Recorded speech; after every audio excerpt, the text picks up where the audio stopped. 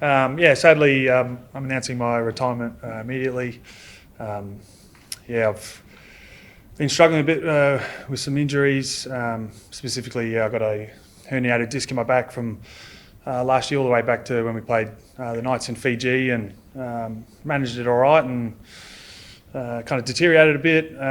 Missed about 4 or 5 games there in June, July, and then had to have kind of some painkilling injections throughout the year, which kind of got me through a bit, and then kind of really started to deteriorate towards the finals, and obviously wasn't very happy with my performance in the grand final, and physically, it was a struggle. I'm getting a lot of neural referral, so I've got a herniated disc that's pushing on a nerve and sending shoots down my left leg, so just doing basic things like bending over to put shoes on and, just basic daily living, and not even playing NRL at the high level. So it's been a bit of a struggle, and I tried to really come back and pre-season and off-season try and fix it, but it's still there, and it's been a real struggle. And then I suppose a combination of a variety of other injuries that I've had. It's sadly it's the right time, but to finish up, and it's been an amazing 10 years playing NRL, and been here for 12. I come here when I was an 18-year-old. I love this club, and although I've had some bad injuries and a few too many grand final losses for my liking, I've had such an amazing time full of joy and happiness, and not only winning on the field and playing with some amazing players, and obviously Craig Bellamy, greatest coach in the NRL, in my opinion, but just the friendships and the memories and the experiences of, I've got lifelong mates that I've met at this wonderful club, and it's something I'm really proud of. The 12 years here, and sadly won't be a part of this season, and it's really shattering because it's a phenomenal squad we've got here, and I'm really excited to cheer the boys on from the grandstands this year, and hopefully they can go one better than last year. Before we take some questions, I also just wanted to, firstly, on behalf of the club, acknowledge Christian for an incredible career at the Melbourne Storm. To play 10 years in any sport is an incredible effort. Some of the injuries that you've had throughout your career, the adversity that you've overcome. You're a life member of the Melbourne Storm, premiership player, played in 4 grand finals, represented Queensland, State of Origin. From the locker room to the boardroom, highly respected person within our football club. And I think more broadly than that, respected across the NRL and sporting industry in Australia when it comes to things like the role you play with the RLPA, the work you do in the media, the way that you've been able to transcend rugby league here in Victoria and become someone that's really credible within the sports landscape as a player is something that's very special. You're going to be sorely missed around the club.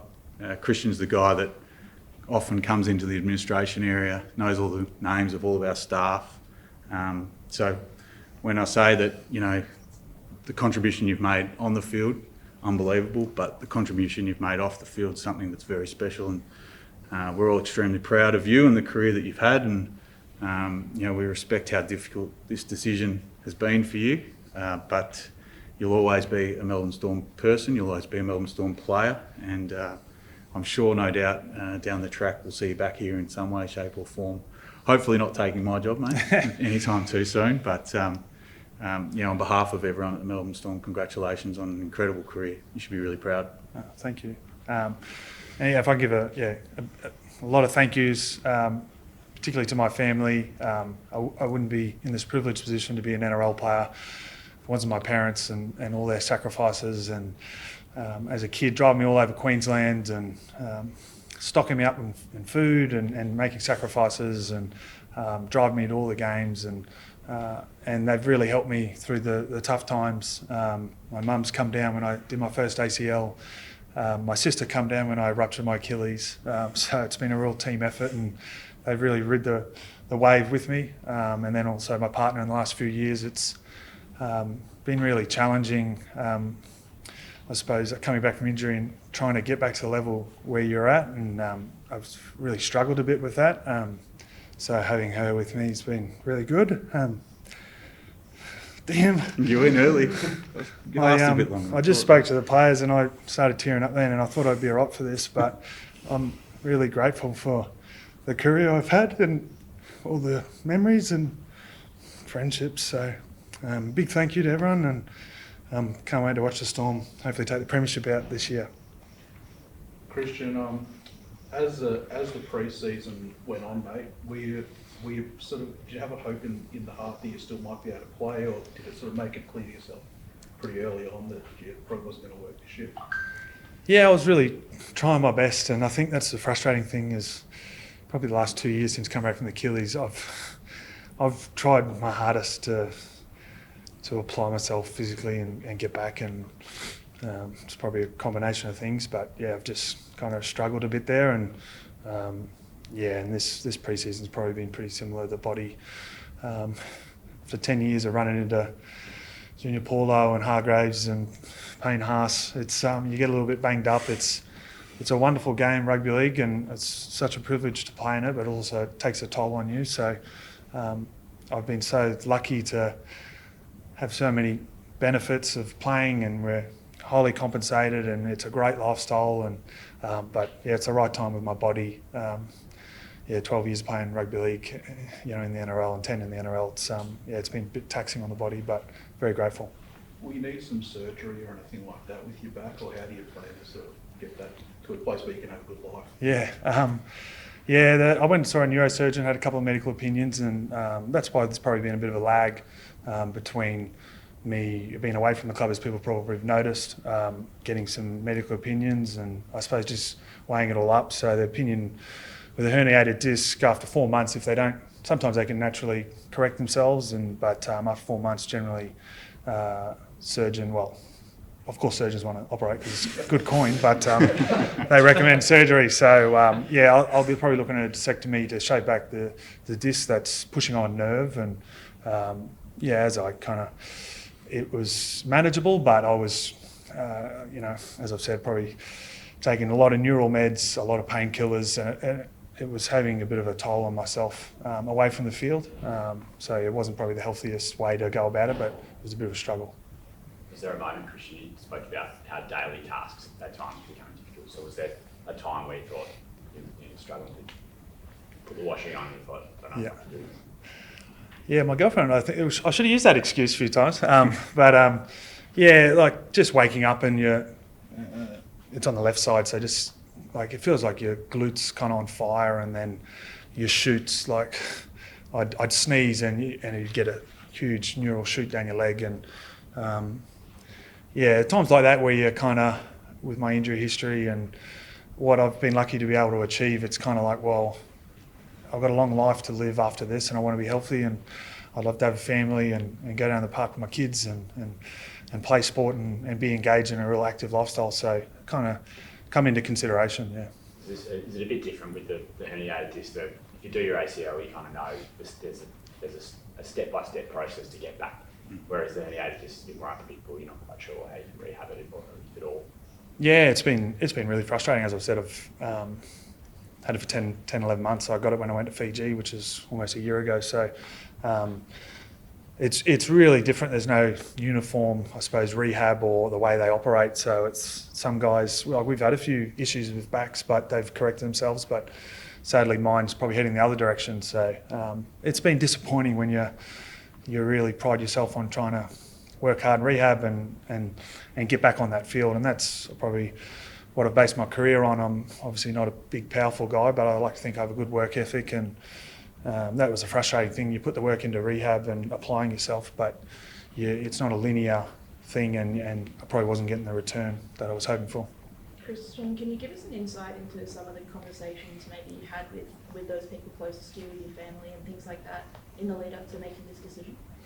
Yeah, they've been really supportive. I think obviously there's a great opportunity this season with the squad we have. It's a phenomenal squad, and probably it's the best squad I think since Cameron Smith left.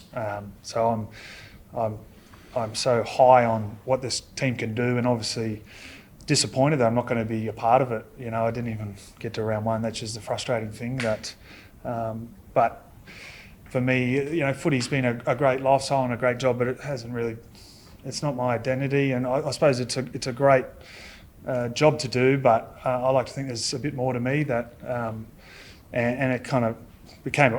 I was really cognizant of it that there's other sides that I need to prioritise instead, and sacrificing my body, I guess, it probably reached a point where it wasn't worth it.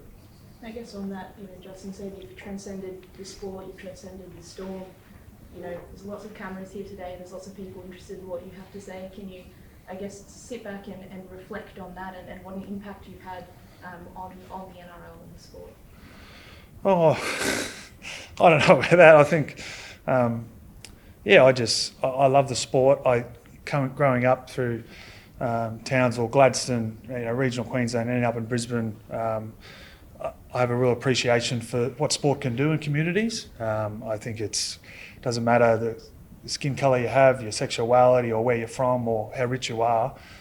As a young kid, you come in and you join the local footy team or the cricket side, or the hockey side, and it's a really healthy thing for communities, sporting clubs. I think the impact they have. So I've just continued. I've been able to really reap the benefits from the grassroots level to being professional for 12 years, and I've benefited hugely from being involved in the system. So I'm very lucky, but also coming through, I was never a rep player or anything like that. So it was always a dream becoming an NRL player, but I always, my parents and that have always, I suppose, supported me in creating a life. So that's why I've studied hard, but I don't think I'm more special than anyone else. I think I found my calling doing, I suppose, commerce degrees, MBA, but we have a huge amount of guys doing carpentry trades. We have creative guys. We have, and that's Craig Bellamy's big passion. It's something he's imparted on all of us, I think, is, find something you're passionate about and dive into it. So I think it's really healthy, particularly for sports people where your career is really finite. Find something that really gets you excited, and studying and working at car sales.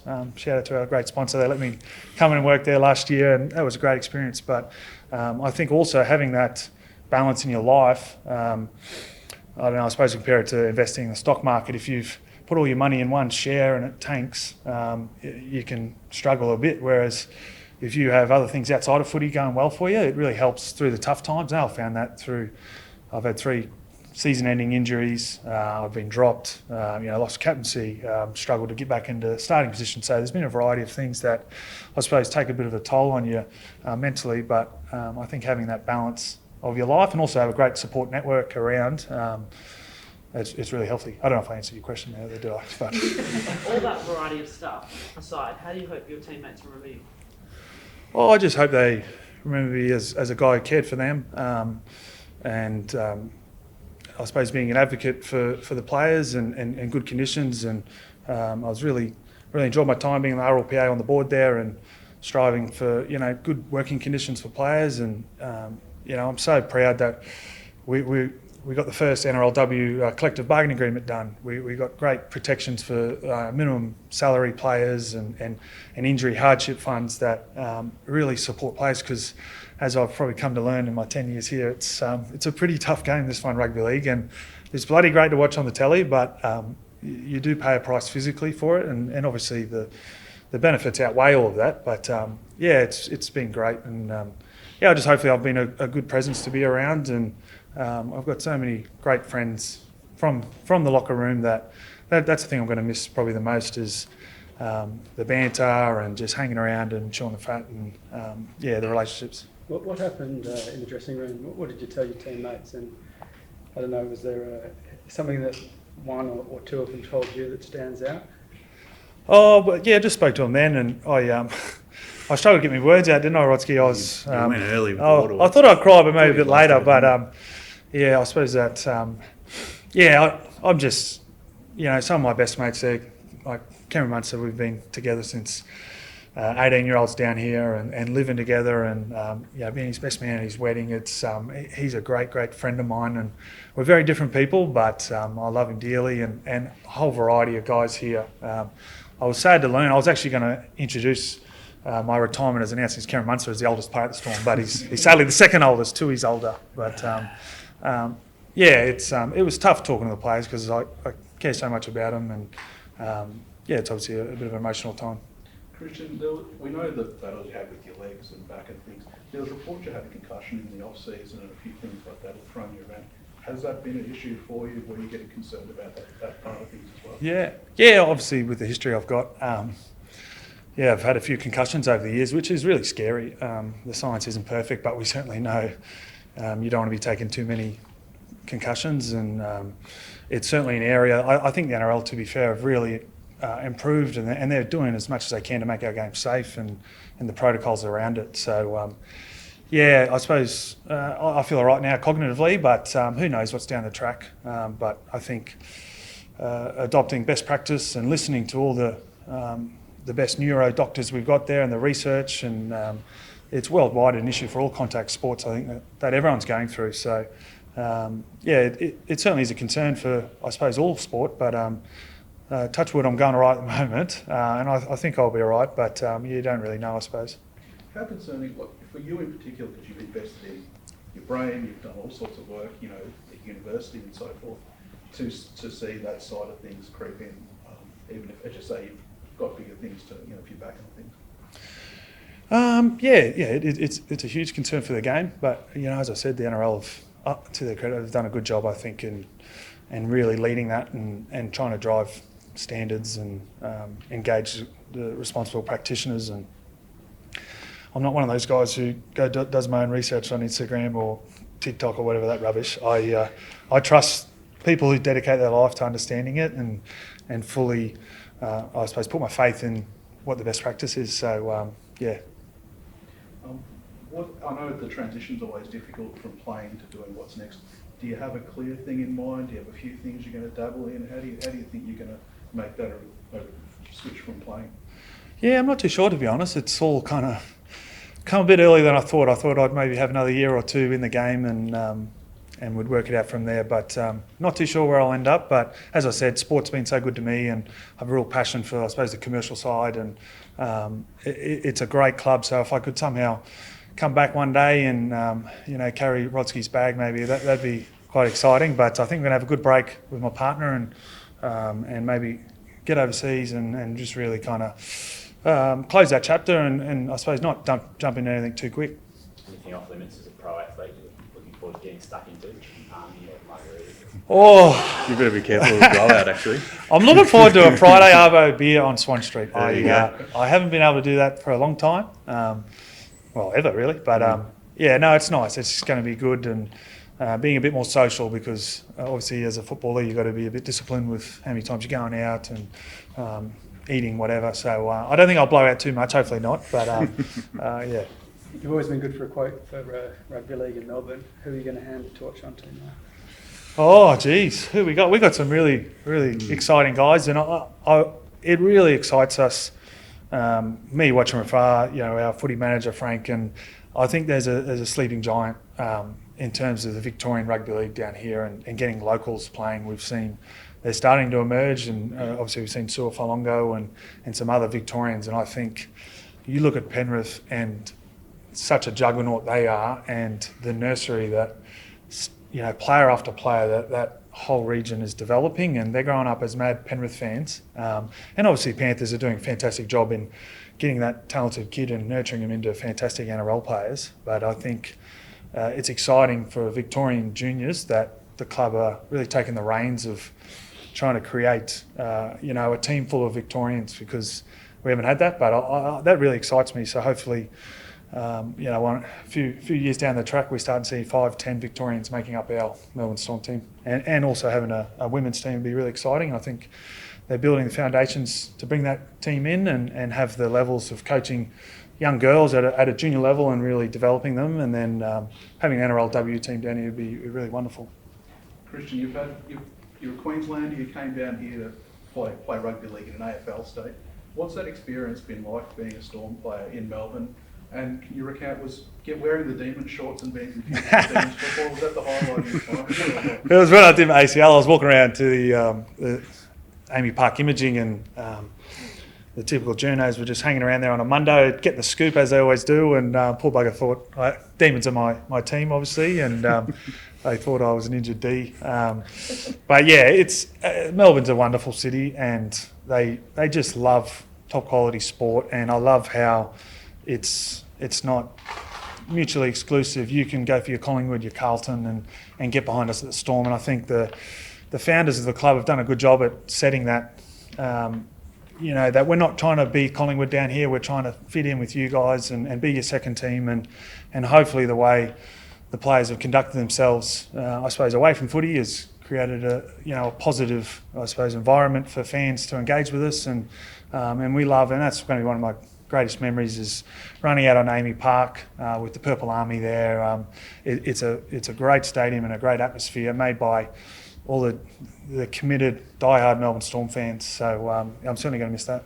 What have you seen from the team? You talk like the excitement about and the disappointment you're not going to be part of it this year. So what have you seen, I suppose, in the off-season that makes you think that they can go all the way this time? Can I bet on rugby league now? I don't know, but I'm getting on them. I'm getting on the boys. Probably not actually. Technically, you're still employed. Okay. Oh, no, I won't be doing that. No, I just love it. I love the competition. There's so much depth. It's actually a bit depressing thinking about the guys who aren't going to get a game each week, because I think the depth of this squad's the best I've seen it in my time here. You look at players 18 to probably 25, they're probably starting at most NRL clubs, and let alone they're probably not going to make a game day side here at the Storm. So I think it's fantastic, and also great to see young guys like Jonah Pezza.